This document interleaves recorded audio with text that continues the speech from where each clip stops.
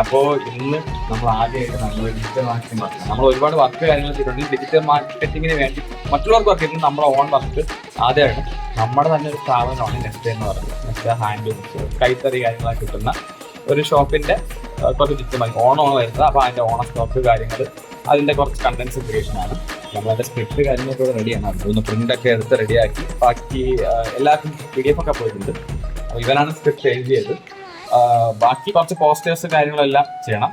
അത് പിന്നീട് ഇപ്പോൾ വീഡിയോയ്ക്കുള്ള കണ്ടന്റുകളെല്ലാം റെഡിയാണ്. അപ്പോൾ ഇനി ബാക്കി ഡിസൈൻ കാര്യങ്ങൾ കൂടുതൽ അപ്ഡേറ്റ് ചെയ്യേണ്ട കാര്യങ്ങളൊന്നും